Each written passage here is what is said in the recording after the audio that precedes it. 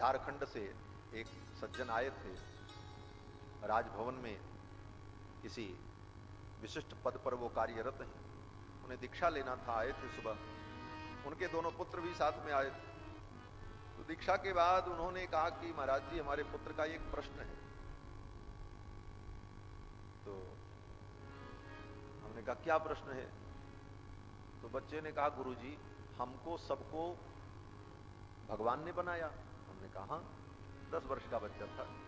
हमारे गिरी जी भी शायद बैठे थे उस समय, थे वहां पे। तो बच्चे ने कहा कि हम सबको भगवान ने बनाया। हमने कहा हाँ बनाया। बोले तो फिर भगवान को किसने बनाया? ये वो बच्चे का प्रश्न था। बात तो देखने में बड़ी सटीक लगती है, तर्कसंगत है। भाई सबको भगवान ने बनाया तो फिर भगवान को किसने बनाया? क्योंकि बिना बनाए कोई कैसे बन सकता है, यह भी तर्क है। तो फिर जब सबको भगवान ने बनाया तो भगवान को किसने बनाया, ये तर्क हो सकता है। लेकिन फिर वही बात होगी राम अतर्क, वहां तर्क नहीं होगा। भगवान को किसने बनाया, ये तर्क वहां नहीं चलेगा।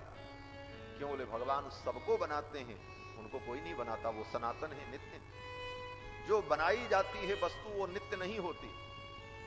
क्यों? बोले जब बनाई जाती है तब वो वस्तु होती है, और जब तक बनी नहीं तब तक वो वस्तु नहीं होती। और नहीं है तो फिर वो नित्य कैसे है? नित्य तो वो है जो कि भूत वर्तमान भविष्य तीनों काल में विद्यमान हो, वही वस्तु नित्य होती। तो भगवान अगर नित्य है तो फिर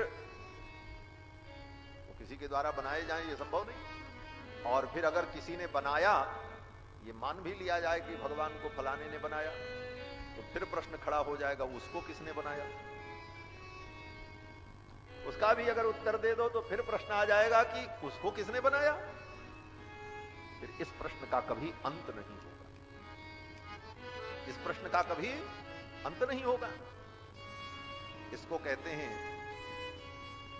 शास्त्र में अनवस्था नाम का दोष कहा जाता है।